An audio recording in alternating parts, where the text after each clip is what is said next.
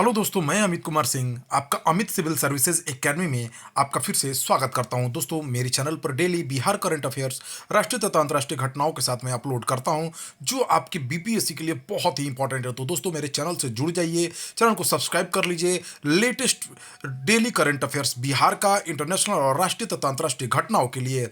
दोस्तों, चलते हैं आज के पहले क्वेश्चन की तरफ। बिहार में किस फल का निर्यात सीधे विदेशों में किया जाएगा? देखिए दोस्तों, बिहार में जो मुजफ्फरपुर का लीची है, उसका निर्यात सीधे विदेशों में किया जाएगा। बिहार के किसान अब लीची सीधे विदेशों में भेज सकेंगे। इसके लिए मुजफ्फरपुर जिले के 4 प्रखंडों में 6 शीतगृह और 6 पैक हाउस बनाए गए हैं। प्रत्येक दिन 10 टन लीची की पैकेजिंग कर निर्यात किया जाएगा। किसानों को इसमें बिहार लीची एसोसिएशन, भारतीय आयात निर्यात बैंक एवं बिहार बागबानी मिशन सहयोग करेगा। तो ठीक है दोस्तों, बिहार में जो मुजफ्फरपुर का लीची है, शाही लीची है, उसको विदेशों में सीधे निर्यात किया जाएगा। हाल ही में एनसीईआरटी की रिपोर्ट के अनुसार बिहार के सरकारी स्कूल के बच्चे विज्ञान नवाचार में आगे हैं। 2022 में कितने सरकारी स्कूल के बच्चे बाल वैज्ञानिक बने हैं? देखिए दोस्तों, हाल ही में आई एनसीईआरटी की रिपोर्ट के अनुसार बिहार के सरकारी स्कूल के 6,543 बच्चे जो है बाल वैज्ञानिक बने हैं। बिहार के सरकारी स्कूल के बच्चे विज्ञान नवाचार में बहुत आगे हैं। 2022 में 9,765 बाल वैज्ञानिक चुने गए। इनमें से केवल 6,543 सरकारी स्कूल के बच्चे हैं बाल वैज्ञानिक बने हैं। हाल ही में बिहार के 45 बाल वैज्ञानिकों का चयन इसरो द्वारा भी किया गया है। नेस रिपोर्ट 2021 के अनुसार बिहार के बच्चों की हिंदी तथा अंग्रेजी भाषा कमजोर है। बाल विज्ञान कांग्रेस में बिहार के 30 बच्चों ने राष्ट्रीय स्तर पर अपनी पहचान बनाई है। बिहार के स्कूलों में खेल गतिविधियों की कमी कारण बच्चे खेल में जगह नहीं बना पा रहे हैं। बिहार के राजगीर में बन रहा है इंटरनेशनल स्पोर्ट्स एकेडमी सा क्रिकेट स्टेडियम कब बनकर तैयार हो जाएगा? देखिए दोस्तों, बिहार के राजगीर में इंटरनेशनल स्पोर्ट्स एकेडमी तथा क्रिकेट स्टेडियम बनाया जा रहा है। ये 2024 के अंत तक पूरी तरह तैयार हो जाएगा। बिहार के राजगीर में बन रहा इंटरनेशनल स्पोर्ट्स एकेडमी तथा क्रिकेट स्टेडियम ऑस्ट्रेलिया के सिडनी ग्राउंड के तर्ज पर बनाया जा रहा है। बिहार में पीएम आवास योजना ग्रामीण के तहत पैसे लेकर आवास नहीं बनाने के कारण 2.21 लाख लोगों को नोटिस भेजा गया। देखिए दोस्तों, ये बहुत ही गलत बात है। बिहार में पीएम आवास ग्रामीण योजना के तहत सरकार ने जो भी लाभार्थी थे उनके अकाउंट में पैसे भेज दिए थे, लेकिन पैसे लेने के बाद भी जो लाभार्थी उन्होंने क्या किया दोस्तों, घर नहीं बनाया। इसके कारण बिहार के 2.21 लाख लाभार्थियों को नोटिस भेजा गया है। बिहार के ग्रामीण विकास मंत्री अभी जो है श्रवण कुमार हैं।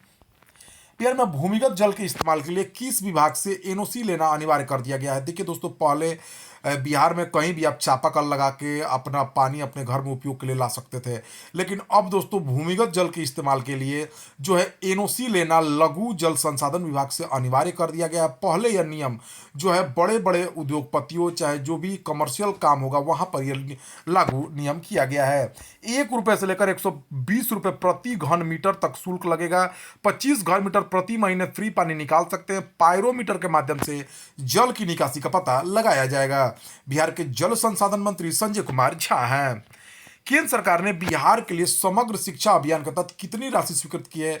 तो देखिए दोस्तों, केंद्र सरकार से बिहार ने 14,250 करोड़ रुपए समग्र शिक्षा अभियान के तहत मांगे थे, लेकिन केंद्र सरकार ने 10,249 करोड़ रुपए स्वीकृत किए हैं समग्र शिक्षा अभियान के तहत। सर्व शिक्षा अभियान प्रारंभिक शिक्षा से संबंधित था और समग्र शिक्षा अभियान प्रारंभिक और माध्यमिक शिक्षा का सम्मिलित रूप है।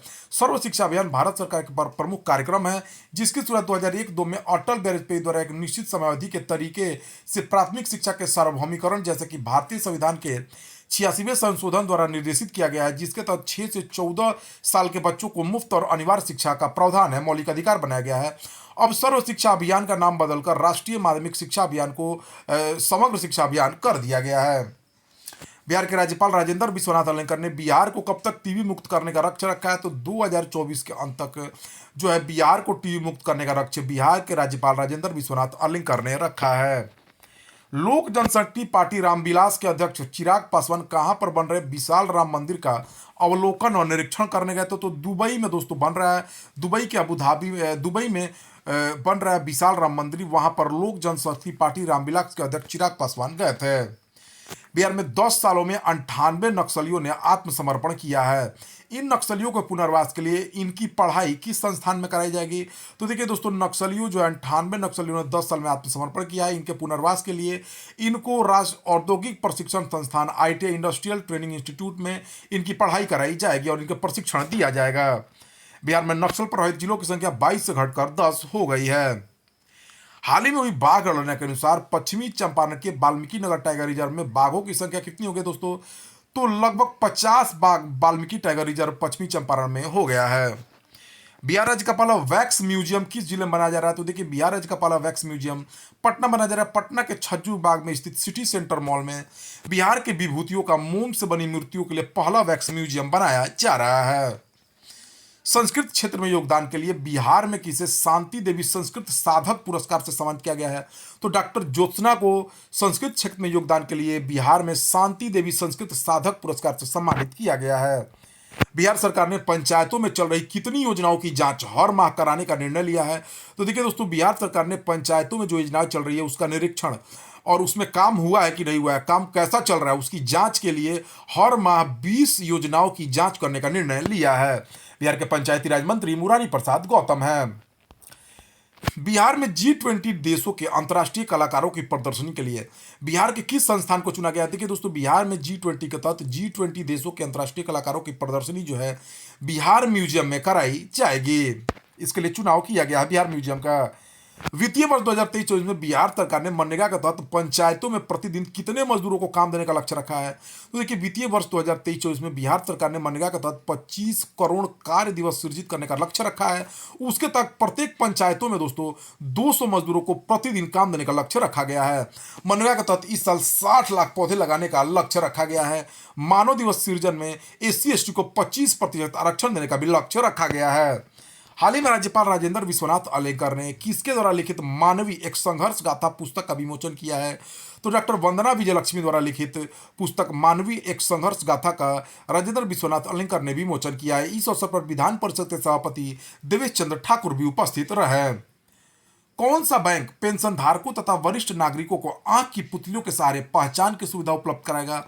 तो स्टेट बैंक ऑफ इंडिया दोस्तों, जो भारत का सबसे बड़ा सार्वजनिक बैंक है, वो पेंशन धारकों तथा वरिष्ठ नागरिकों को पहचान के लिए आंख की पुतलियों का पहचान सुविधा उपलब्ध कराएगा।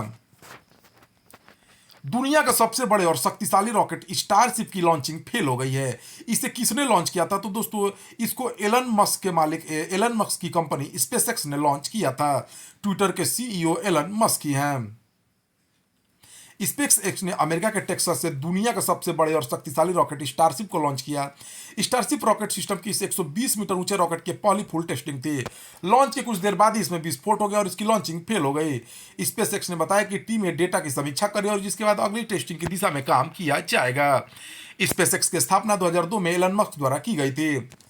हाल ही में किस भारतीय कंपनी ने 5 लाख करोड़ का बाजार पूंजीकरण हासिल किया? तो ITC लिमिटेड ने 5 लाख करोड़ का बाजार पूंजीकरण हासिल किया है। ITC लिमिटेड के शेयरों में रिकॉर्ड वृद्धि के कारण कंपनी ने कारोबार के दौरान 5 लाख करोड़ का बाजार पूंजीकरण हासिल करने वाली भारत की 11वीं कंपनी बन गई है। इससे पहले देश की 10 बड़ी कंपनियों ने 5 लाख करोड़ का बाजार पूंजीकरण हासिल कर लिया है। इससे पहले भारत की Reliance industry limited, Infosys limited, ICICI bank limited सहित 10 बड़ी कंपनियों ने 5 लाख करोड़ का बाजार पूंजीकरण हासिल कर चुकी हैं। ITC लिमिटेड भारत में बाजार पूंजीकरण के हिसाब से 8वीं सबसे बड़ी कंपनी बनी है। किस राज्य ने प्रधानमंत्री फसल बीमा योजना के सर्वोत्तम कार्यान्वयन के लिए राष्ट्रीय पुरस्कार जीता है? तो दोस्तों, कर्नाटक ने प्रधानमंत्री फसल बीमा योजना के सर्वोत्तम कार्यान्वयन के लिए राष्ट्रीय पुरस्कार जीता है। प्रधानमंत्री फसल बीमा की योजना के सर्वोत्तम कार्यान्वयन के लिए कर्नाटक राज्य को राष्ट्रीय खरीफ पुरस्कार से सम्मानित किया गया। राष्ट्रीय पुरस्कार से सम्मानित किया गया है। खरीफ सीजन 2021-22 राज्य में इस योजना के तहत किसानों के नामांकन में 47.74% की वृद्धि दर्ज की गई थी। कृषि विभाग के अधिकारियों द्वारा साझा किए गए आंकड़ों के अनुसार खरीफ सीजन 2021 में 16.15 लाख किसानों ने योजना के तहत नामांकन कराया था। प्रधानमंत्री फसल बीमा की योजना की शुरुआत वर्ष 2016 में की गई थी। कर्नाटक के मुख्यमंत्री बसवराज बोम्मई है। कर्नाटक के राज्यपाल थावरचंद गहलोत हैं। ब्रिटेन के उप प्रधानमंत्री कौन थे जिन्होंने हाल ही में अपने पद से इस्तीफा दे दिया है? तो ब्रिटेन के उप प्रधानमंत्री डोमिनिक रॉब, इन्होंने हाल ही में अपने पद से इस्तीफा दे दिया है। ब्रिटिश उप प्रधानमंत्री डोमिनिक रॉब ने अपने पद से इस्तीफा दे दिया। यह वह ब्रिटिश प्रधानमंत्री ऋषि सुनक के करीबी सहयोगी थे। उन पर विभिन्न सरकारी विभागों में अधिकारियों को धमकाने का आरोप है। अक्टूबर में ऋषि सुनक के ब्रिटिश प्रधानमंत्री के रूप में कार्यभार संभालने के बाद से उनके कैबिनेट से बाहर होने वाले वह तीसरे प्रमुख लीडर हैं। डोमिनिक रॉब 25 अक्टूबर 2022 को ब्रिटेन के उप प्रधानमंत्री बने थे। हाल ही में वनडे में सबसे तेज 100 विकेट लेने का रिकॉर्ड किसने बनाया? तो नेपाल के 22 वर्षीय लेग स्पिनर संदीप लामिछाने जो है वनडे में सबसे तेज 100 विकेट लेने का रिकॉर्ड उन्होंने बनाया है। उन्होंने 100 विकेट लेने का रिकॉर्ड जो है स्पिनर राशिद खान का, अफगानिस्तान के स्टार स्पिनर राशिद खान का रिकॉर्ड तोड़ दिया है। एशियन इंफ्रास्ट्रक्चर इन्वेस्टमेंट बैंक ने किस देश में अपना पहला विदेशी कार्यालय खोला है?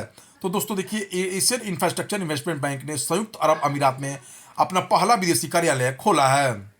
एशियन इंफ्रास्ट्रक्चर इन्वेस्टमेंट बैंक ने अबू धाबी ग्लोबल मार्केट में अपना पहला विदेशी कार्यालय स्थापित करने के लिए एक समझौते पर हस्ताक्षर किया है। AIIB एक बहुपक्षीय विकास बैंक है जो स्थिरता पर केंद्रीय बुनियादी ढांचा परियोजनाओं के वित्तपोषण को प्राथमिकता देता है। AIIB की स्थापना 2016 में सतत आर्थिक विकास को बढ़ावा देने, संपत्ति बनाने और उत्पादक क्षेत्रों में निवेश करके एशिया में बुनियादी ढांचा कनेक्टिविटी में सुधार करने के मिशन के साथ की गई थी। इसका मुख्यालय बीजिंग, चीन में है। इसके 100 से अधिक सदस्य यूनाइटेड किंगडम, जर्मनी और ऑस्ट्रेलिया जैसी प्रमुख अर्थव्यवस्थाएं शामिल हैं। संयुक्त अरब अमीरात के बारे में जानिए। एक पश्चिमी एशिया में स्थित देश है। यह ओमान और सऊदी अरब के साथ सीमा साझा करता है। इसकी कतर और ईरान के साथ फारस की खाड़ी में समुद्री सीमाएं हैं। धर्म संयुक्त अरब अमीरात में इस्लाम प्रमुख धर्म है जिसमें अधिकांश आबादी सुन्नी मुस्लिम है। राजधानी इसका अबू धाबी, आधिकारिक भाषा अरबी है। सरकार संघीय इस्लामी संसदीय वैकल्पिक अर्ध संवैधानिक राजतंत्र है। यहाँ का राष्ट्रपति मोहम्मद बिन जायद अल नाहयान है। प्रधानमंत्री मोहम्मद बिन राशिद अल मखतूम है। उपराष्ट्रपति मोहम्मद बिन राशिद अल मखतूम और मंसूर बिन जायद अल नाहयान है। 19 अप्रैल 2023 को पीपुल्स पावर की नेशनल असेंबली द्वारा दूसरे 5 साल के कार्यकाल के लिए क्यूबा गणराज्य के राष्ट्रपति के रूप में किसे चुना गया है? तो मिगुएल डियाज कैनल को जो है क्यूबा गणराज्य के राष्ट्रपति के रूप में फिर से चुन लिया गया है। सल्वाडोर वाल्डेस मेसा को उपराष्ट्रपति के रूप में क्यूबा का चुना गया है। ठीक है, क्यूबा की राजधानी हवाना है।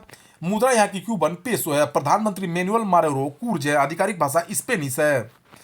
न्यूयॉर्क के पहले अश्वेत मुख्य न्यायाधीश के रूप में किसे चुना गया? तो रोवेन विल्सन जो है न्यूयॉर्क के पहले अश्वेत मुख्य न्यायाधीश के रूप में चुने गए हैं।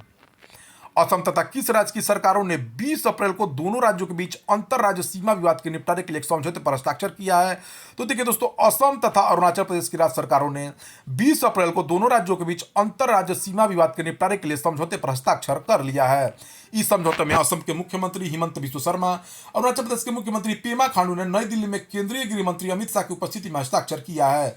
असम अरुणाचल प्रदेश के साथ 804 किलोमीटर की अंतर्राष्ट्रीय सीमा साझा करता है।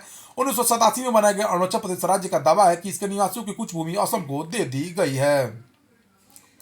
Chief of defence staff general Anil Chauhan ने 20 अप्रैल को किस राज्य केंद्र शासित प्रदेश में आयोजित वायु मुख्यालय में भारतीय वायुसेना के कमांडरों के सम्मेलन में भाग लिया है?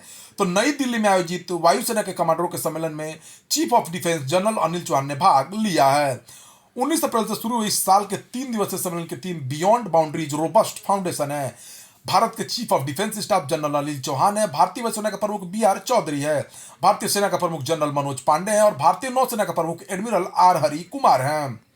विश्व पृथ्वी दिवस जो 22 अप्रैल को मनाया जाएगा, 22 अप्रैल 2023 की थीम क्या है? तो invest in our planet. Invest in our planet विश्व पृथ्वी दिवस 22 अप्रैल की थीम है। भारत सरकार द्वारा राष्ट्रीय तकनीकी अनुसंधान संगठन का नया अध्यक्ष किसे नियुक्त किया गया है?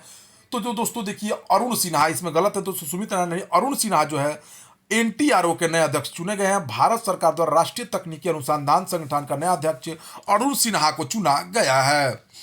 किस राज्य को फसल बीमा योजना के लिए राष्ट्रीय पुरस्कार मिला? दोस्तों मैंने बता दिया, कर्नाटक को फिर से ये क्वेश्चन आ गया है। ठीक है, फसल बीमा योजना के लिए राष्ट्रीय पुरस्कार कर्नाटक को मिला है।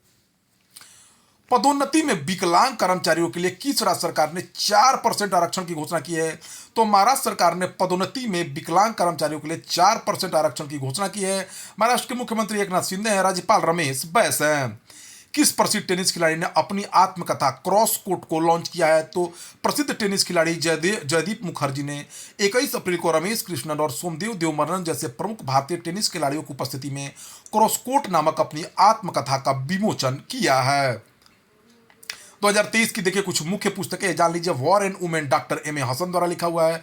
Basu Chatterjee and middle of the road cinema Basu Chatterjee, at the middle of the road cinema Anuradh Aniruddha Bhattacharya ji द्वारा, गांधी सियासत और संपदा पीयूष बबोले द्वारा, फूलंगे दार्जिलिंग के लेखक लेखनाथ छत्री द्वारा, a matter of the heart education India Anurag Behar द्वारा, Bipin the man behind the uniform Rachna Vishwas Rawat द्वारा, as good as my word K M Chandrashekhar द्वारा, Mundaka Upanishad the gateway to eternity पूर्व सांसद डॉक्टर करण सिंह द्वारा, courting India England Mughal India and the origin of the empire Nandini Das द्वारा, ठीक है।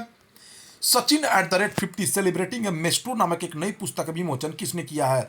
तो देखिए दोस्तों, बोरिया मजूमदार ने Sachin at the rate the 50 celebrating a maestro नामक एक नई पुस्तक का विमोचन किया है।